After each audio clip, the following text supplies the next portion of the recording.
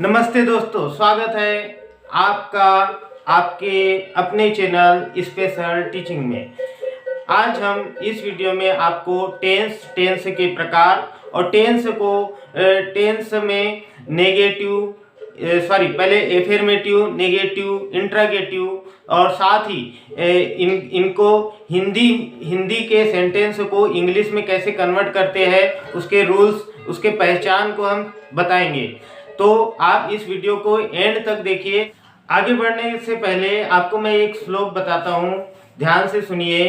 काक चेष्टा बको ध्यानम स्वान निंद्रा तथैव च अल्पाहारी ग्रह त्यागी विद्यार्थी पंच लक्षणम। इसका अर्थ ये हुआ, काक चेष्टा, काक यानी होता है कौवा, चेष्टा यानी होता है ध्यान, कौवे की तरह ध्यान होना चाहिए। ये विद्यार्थियों के जो 5 लक्षण है इस श्लोक के माध्यम से आपको बता रहा हूं ताकि आप इस पर अमल कर सके।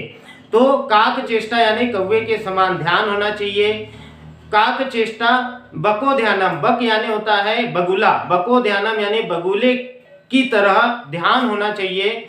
बको ध्यानम स्वान निंद्रा, स्वान निंद्रा का अर्थ होता है कुत्ते के जैसा नींद होनी चाहिए, यानी कि सोना चाहिए। कुत्ते को कैसे हम, जैसे ही रात की गहरी नींद में भी अगर कुत्ता सोया और आहट सुनाई दी तो कुत्ता झट से उठकर देखने लगता है और भौंकने लगता है। इसलिए कुत्ते के समान क्या होनी चाहिए, नींद होनी चाहिए, ताकि स्टूडेंट भी जब चाहे तब उठ जाए और अपनी पढ़ाई कर सके। अल्पाहारी ग्रह त्यागी, आवश्यकता के अनुसार कम खाने वाला और घर को त्यागने वाला ही क्या कहलाता है, एक अच्छे विद्यार्थी के लक्षण है। विद्यार्थी के 5 लक्षण है। एक बार और आपको बता देता हूं कि काक चेष्टा बको ध्यानम स्वान निंद्रा तथैव च अल्पाहारी ग्रह त्यागी विद्यार्थी पंच लक्षणम। तो इस पर आपको अमल करना है। इस पांच लक्षण आपके अंदर होने चाहिए, तभी आप एक अच्छे विद्यार्थी कहलाएंगे। साथ ही आपको मैं कुछ मोटिवेशन बताता हूं, क्योंकि कुछ चीज सीखने से पहले, हम गाड़ी चलाने से पहले जैसे पेट्रोल डालते हैं तभी गाड़ी चलती है, उसी प्रकार कुछ सीखने से पहले आपके अंदर एक जुनून होना चाहिए उस चीज को सीखने के लिए। यदि आपके अंदर जुनून है तो आप किसी भी चीज को आसानी से सीख जाएंगे। यदि आपके अंदर जुनून नहीं है तो आप कोई भी चीज को सीख नहीं सकते, चाहे वह कितनी ही छोटी क्यों ना हो। और यदि आपके अंदर जुनून है तो आप बड़ी से बड़ी चीजों को सीख सकते हैं। कहते हैं कि सफलता तक पहुंचने के लिए असफलता के रास्ते पर चलना ही पड़ता है। फिर से एक बार बता दे रहा हूं कि सफलता तक पहुंचने के लिए असफलता के रास्ते पर चलना पड़ेगा। हाँ दोस्तों, आपको जरूर चलना पड़ेगा। असफलता के रास्ते से चलते ही सफलता तक पहुंचा जा सकता है। तो इसी के साथ आपको मैं आज टेंस के बारे में समझाता हूं। तो ध्यान से देखिए। सबसे पहले यहां लिखते हैं अपन टेंस।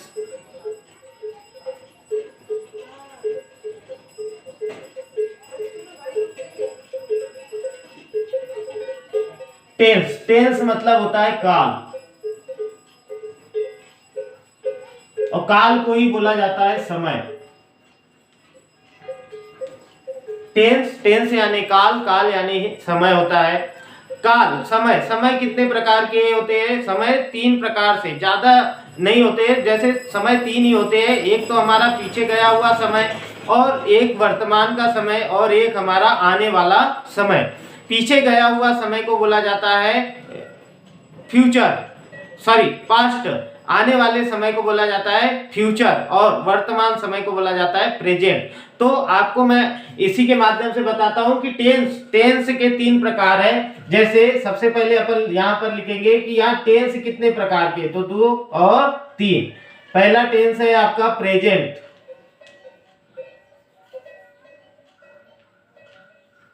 टेंस, पास्ट टेंस और फ्यूचर टेंस। ये 3 टेंस है, प्रेजेंट टेंस, पास्ट टेंस और फ्यूचर टेंस। प्रेजेंट का ही अर्थ होता है वर्तमान,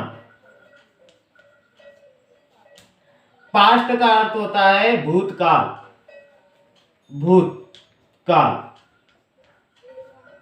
वर्तमान काल, और फ्यूचर का अर्थ होता है भविष्य काल।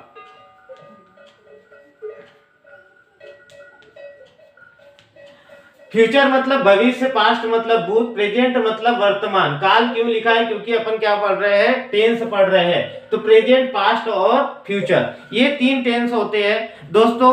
वर्तमान यानी वर्तमान का अर्थ होता है अभी का समय, भूतकाल का अर्थ होता है बीता हुआ समय, और भविष्य का अर्थ होता है आने वाला समय, है ना। आपको बोलते हैं ना, पंडित बोलते हैं कि मैं आपका भविष्य बता दूंगा, तो वो जो भविष्य बताते हैं मतलब आने वाला आपका समय अच्छा है या बुरा है वो बताते हैं, तो उसी को बोलते हैं फ्यूचर। ठीक है, तो दोस्तों इसी को हम समझते हैं कि प्रेजेंट, पास्ट और फ्यूचर क्या है। तो दोस्तों टेंस है 3 प्रकार के देखते हैं। यहां पर बीच में लिखूंगा मैं प्रेजेंट, प्रेजेंट, यहां पर लिखेंगे पास्ट और फ्यूचर।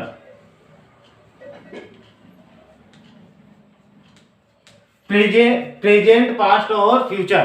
पास्ट यानी बीता हुआ कल, प्रेजेंट यानी वर्तमान का समय, और फ्यूचर यानी आने वाला समय।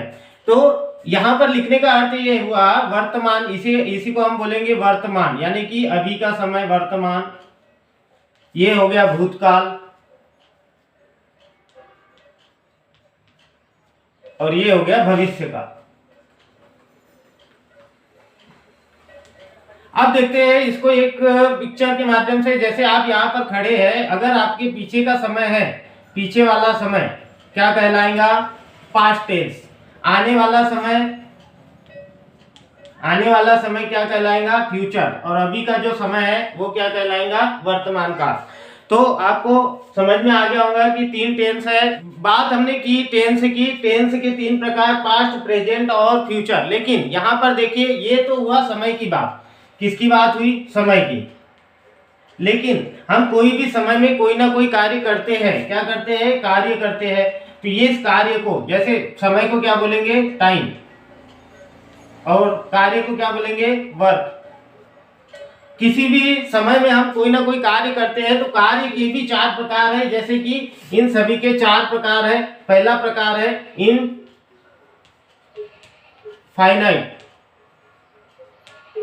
इंडेफाइनाइट। दूसरा है कंटिन्यूअस,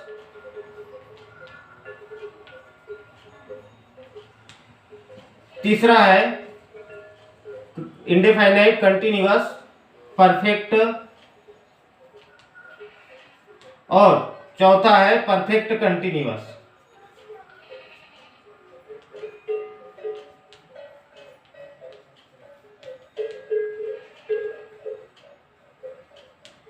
तो देखिए दोस्तों, यहां पर हम सीखते हैं कि टेंस यानी कि काल 3 प्रकार के, पास्ट, प्रेजेंट और फ्यूचर। और इन तीनों के 4 प्रकार है। जैसे past indefinite tense, past continuous tense, past perfect tense, past perfect continuous tense. इसी प्रकार प्रेजेंट के भी present indefinite tense, present continuous tense, present perfect tense, present perfect continuous tense.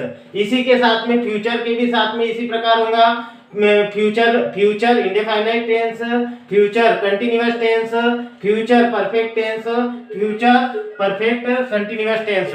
तो आप समझ गए होंगे कि हमको इन्हीं के 4 भाग पढ़ना है। मतलब ये समय है, समय कौन कौन से है?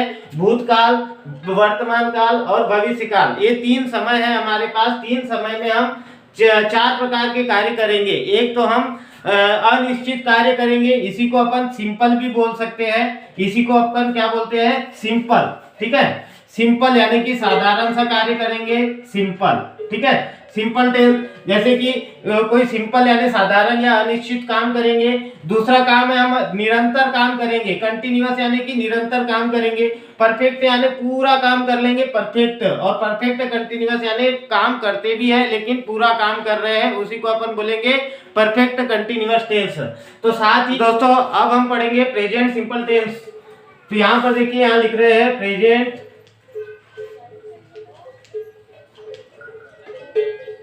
सिंपल, इसी को बोलेंगे अपन इंडेफाइनाइट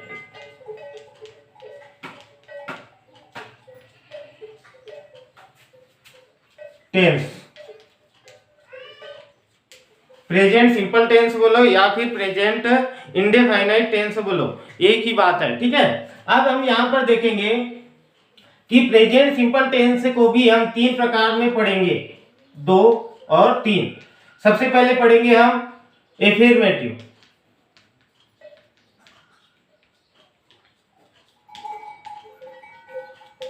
सेकेंड में पढ़ेंगे हम नेगेटिव,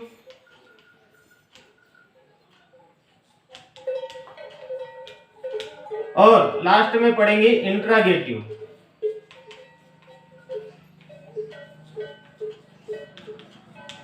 अब ये एफर्मेटिव, नेगेटिव और इंट्रागेटिव क्या है? तो एफर्मेटिव का अर्थ होता है सकारात्मक वाक्य,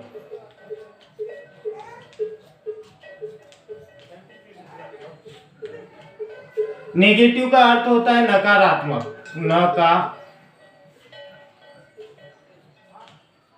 नकारात्मक, और इंट्रागेटिव का अर्थ होता है प्रश्नात्मक।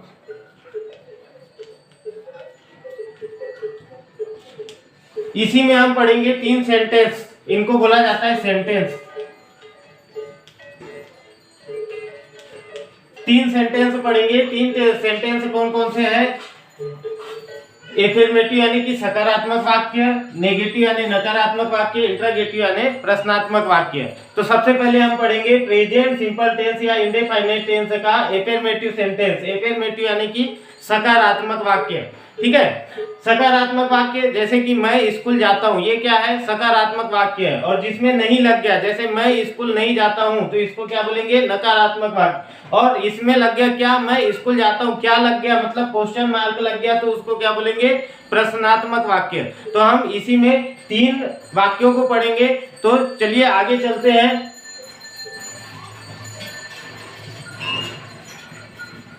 सबसे पहले देखते हैं कि इस प्रेजेंट सिंपल टेंस की आइडेंटिटी क्या है। आइडेंटिटी का अर्थ होता है पहचान। आइडेंटिटी का अर्थ होता है पहचान। तो इसकी पहचान है, सबसे पहले ये किसी भी वाक्य के अंत में, इसमें यानी कि प्रेजेंट सिंपल टेंस के किसी भी वाक्य के अंत में ता, ती, ते और है, हो, हु आता है। इसकी ये पहचान है। यदि वाक्य के अंत में ता, ती, ते और है, हो, हु आएगा तो वो क्या है? प्रेजेंट सिंपल टेंस है, ठीक है। और साथ ही हम इसका देखेंगे रूल्स। रूल्स क्या है? तो यहाँ पर देखेंगे रूल्स। इसका रूल्स है, सबसे पहले हमको सब्जेक्ट लिखना है। सबसे पहले हमको सब्जेक्ट के बाद वर्ब का फर्स्ट फॉर्म, वर्ब के फर्स्ट फॉर्म में लगाना है s oblique es oblique ies plus object plus जितने भी अदर वर्ड आएंगे उनको लगाना है ऑब्जेक्ट प्लस अदर वर्ड, और लास्ट में लिखना है टाइम। यदि टाइम लास्ट में आता है तो लिखना है टाइम। वैसे तो सब्जेक्ट वर्ब का फर्स्ट फॉर्म उनमें यस यस आईएस ऑब्जेक्ट भी चल जाता है, लेकिन कोई अदर वर्ड आते हैं तो हमको अदर वर्ड लगाना पड़ेगा, और लास्ट में यदि कोई समय आता है तो समय लिखना पड़ेगा। तो यहाँ पर आपको सबसे पहले बता देते हैं कि ये यस ईएस और आईईएस को कब कब लगाया जाता है और कैसे लगाए जाते हैं, ठीक है। तो यस यस आईएस का उपयोग हम कब कब करें। तो इसके रूल्स है, प्रेजेंट सिंपल टेंस का रूल्स है सब्जेक्ट प्लस वर्ब का first form plus s oblique es plus ies plus object plus other word plus time.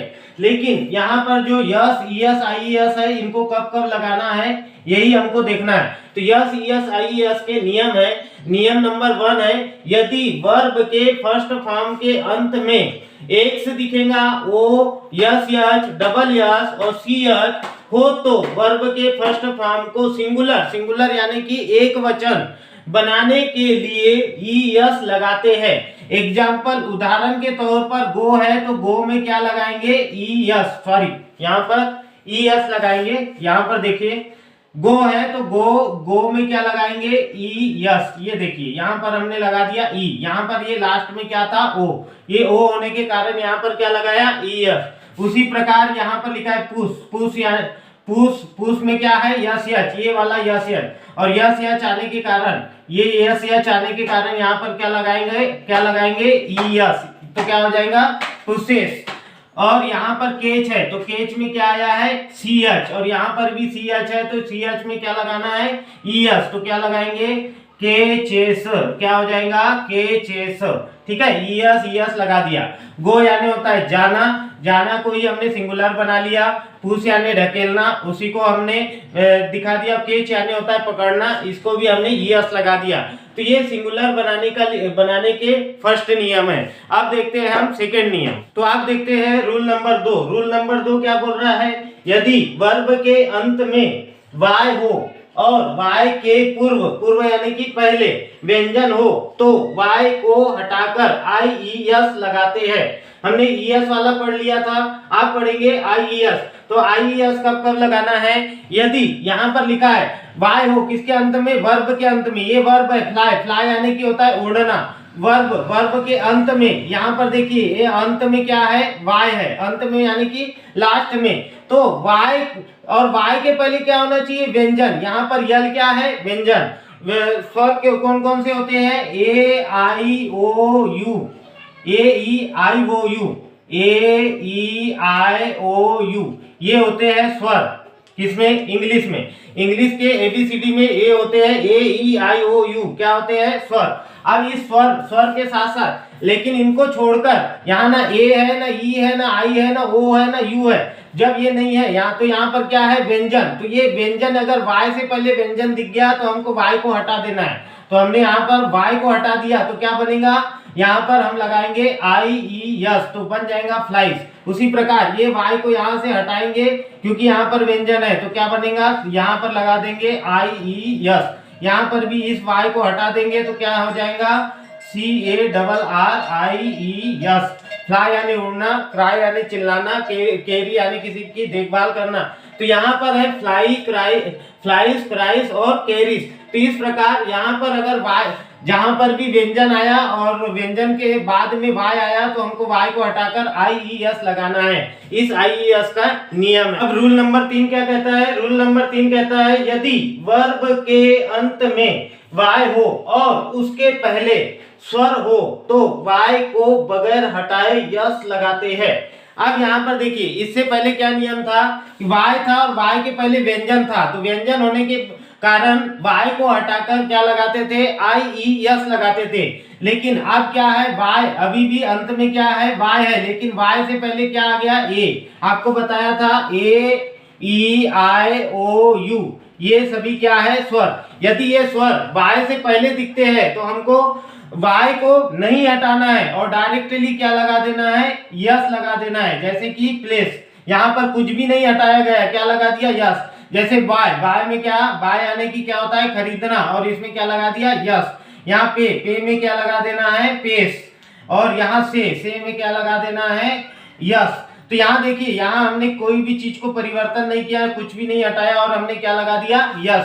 तो इस प्रकार यदि लास्ट में y है और y से पहले स्वर आए तो आपको कुछ नहीं हटाना है, डायरेक्टली यस लगाना है। लेकिन अंत में y है और उससे पहले व्यंजन आ जाए तो आपको y को हटाकर IES लगाना है।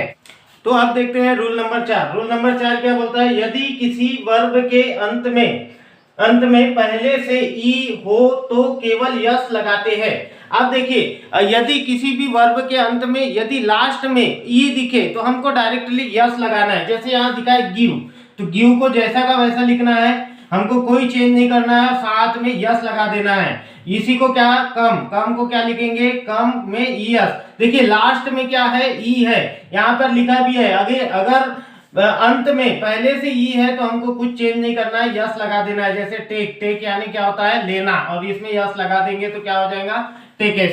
तो गिव यानी क्या होता है देना, कम यानी आना, टेक यानी लेना। इसके अर्थ होते हैं, अर्थ नहीं, हमको अभी क्या यस ES IS कहाँ लगाने इसके नियम देखना है।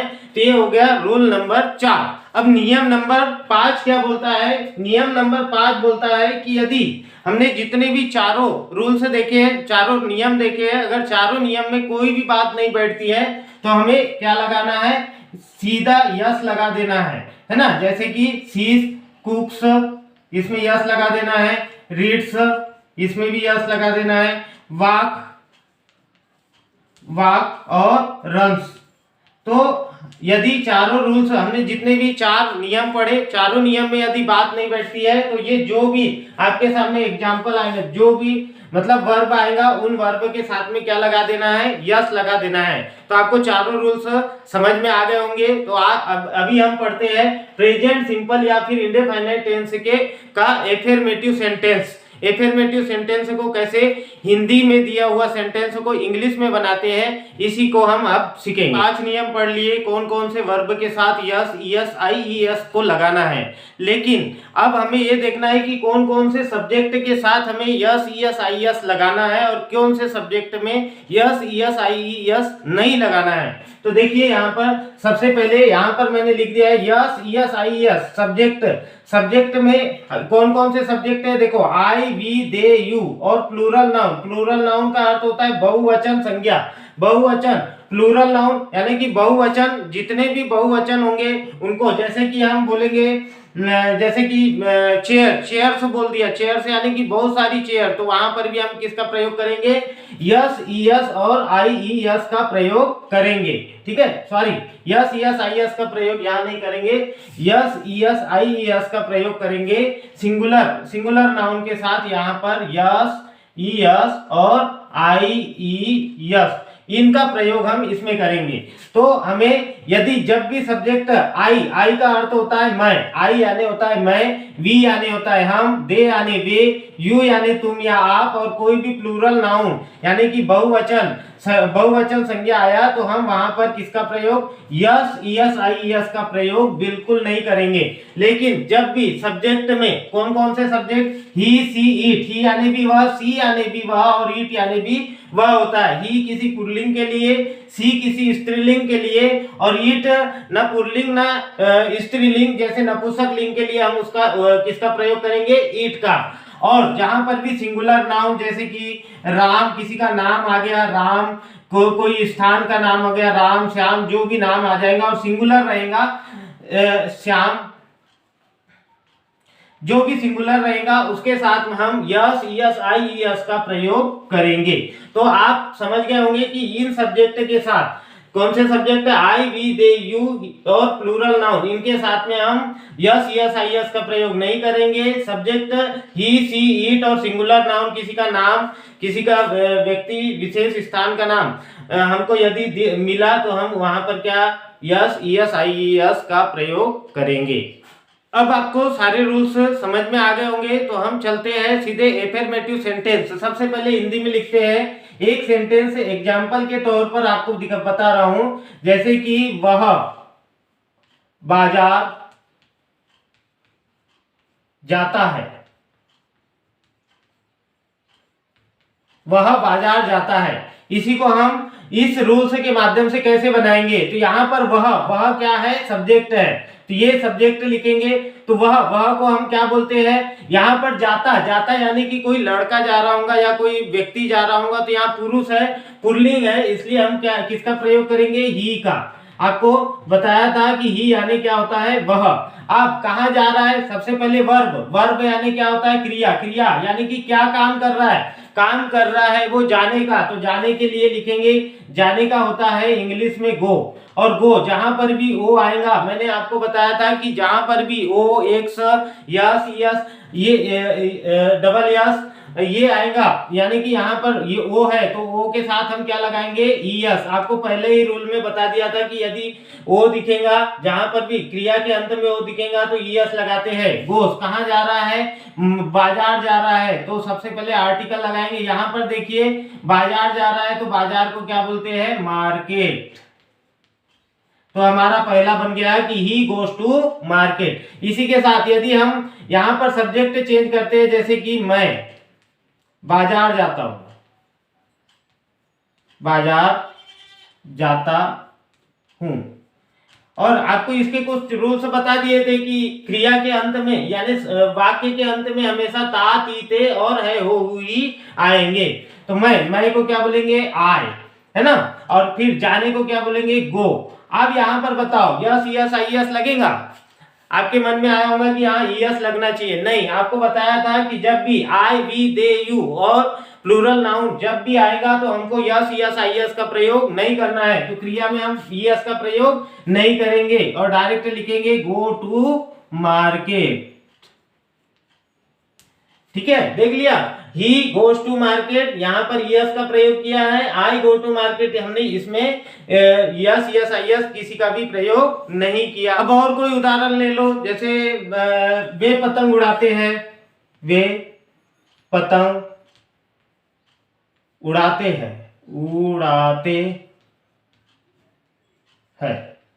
वे को क्या बताया था, वे को बताया था आपको दे, ये हमारा होता है सब्जेक्ट, और सब्जेक्ट और ये वर्ब होता है यहाँ पर, और ऑब्जेक्ट होता है हमारा वर्ब से पहले। तो यहाँ दे यानी वे यानी कि क्या होता है दे, और उड़ाना, उड़ाने को क्या बोलते हैं फ्लाई, फ्लाई यानी कि उड़ाना। आप यहाँ पर बताइए यस यस आई एस का प्रयोग करेंगे, तो आपके मन में आ रहा होगा कि यहाँ करेंगे, नहीं, लेकिन यहाँ पर देखिए क्या है, दे क्या होता है, सब्जेक्ट होता है, और सब्जेक्ट आपको बताया था कि आई वी दे यू, दे अगर आता है तो यस यस आई एस का प्रयोग नहीं करेंगे। तो दे फ्लाई, क्या उड़ा रहा है, काइट, तो काइट यानी कि पतंग, तो इसका सिंपल सा हो गया दे फ्लाइज काइट। अगर हम इसी को देखते हैं, वे पतंग उड़ाते हैं को हम अगर बोलेंगे कि राम पतंग उड़ाता है, राम पतंग उड़ाता है, पतंग उड़ाता है। अब राम पतंग उड़ाता है को क्या बनाएंगे, सबसे पहले क्या लिखेंगे, सब्जेक्ट, सब्जेक्ट क्या होता है राम, यहां पर राम।